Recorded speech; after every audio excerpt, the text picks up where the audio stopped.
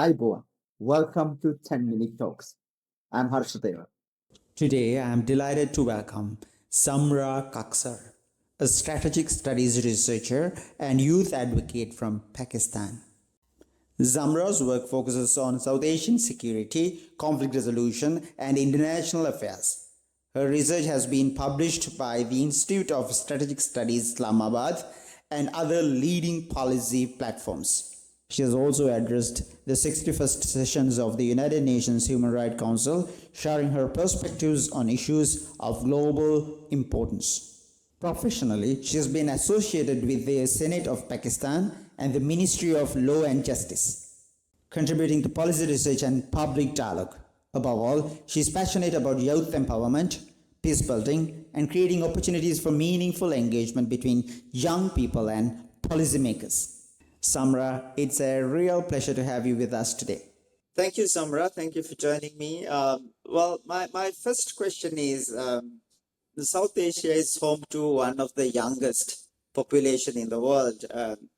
What role do you think young people can play in building more peaceful region? Okay. Thank you so much, Buddika, for this thoughtful question. I believe young people are not just the future of South Asia.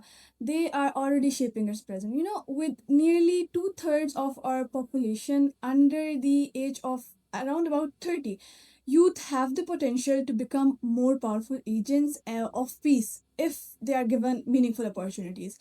Let me tell you that peace is not about the absence of conflict. It is about creating societies where people feel heard, respected, and included. Young people can contribute by promoting dialogue, access across borders, challenging misinformation and hate speech on social media, and participating in community initiatives that encourage mutual understanding. If I talk about myself as someone who is actively involved in research and youth engagement, I have seen that many young people genuinely want to contribute to positive change. What they often lack is sometimes access to decision making spaces. So, my suggestion is that government, universities, and basically international organization should invest more in youth led research, policy discussion, and regional exchange programs. When young people collaborate despite political differences, they begin to see each other as partners and rather than opponents. So, ultimately, lasting peace cannot be built without the participation of that generation that will inherit the region. Thank you. All right, Samra. Arguably, many young people seems to be losing confidence in international institutions.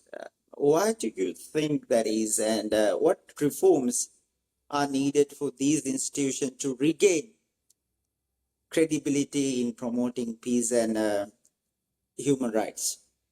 Okay, this is a very crucial question and that needs to be addressed.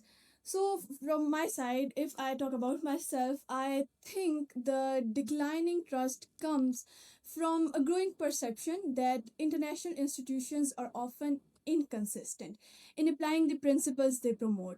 Uh, it is believed that young people observe situations where similar conflicts receive very different level of attention or response. So this different level of attention and response, this creates a sense that international law and human rights are sometimes influenced by political interest rather than applied equally. So they are under the pressure, political pressure. From if I give suggestion to, in my opinion, to regain credibility, I think these institutions need to become more transparent, more accountable, and more inclusive. Their decision should be based on consistent principles, regardless of the countries involved. They should have strengthened the rational ideas, rational mechanism that ensure accountability for violation of international law. Moreover, I think that another important reform is increasing youth participation. Young people should not only be invited to conferences, they should have meaningful roles. They should play the vital role in policy discussion and peace building initiatives. So their perspectives are valuable because they understand the challenges of today's interconnected world. Finally, institutions need to communicate better with the public. Transparency about how decisions are made and greater engagement with local communities can help rebuild trust over time. So, credibility is earned through consistency, fairness, and genuine commitment to the values these institutions represent. Thank you. Excellent, Samra. Let me ask you this one. If you could fast forward 20 years, mm, what positive change would you love to see in South Asia? This is my favorite question. I would love to address this question. So, 20 years from now, I really hope to see South Asia become not known for its conflict but for its cooperation. I would love to see a region where political differences no longer prevent collaboration on shared challenges. The challenges we face today, such as the climate change, economic development, public health, and education.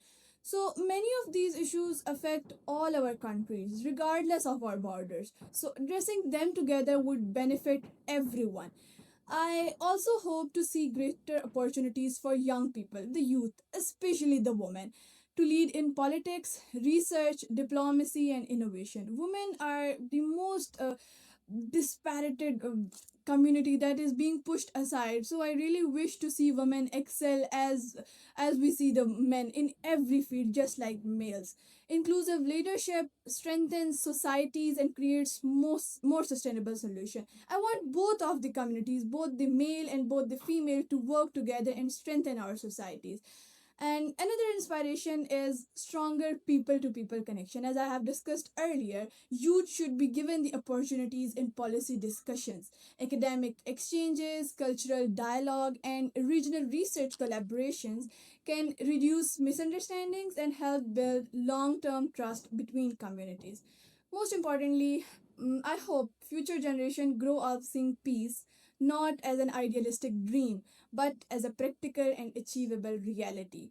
If we invest in dialogue, education, and inclusive development today, I believe that vision is entirely possible, and I hope we can see a better future in South Asia. Thank you. Wonderful, Samra. Thank you very much for joining me today. Wonderful. Thank you.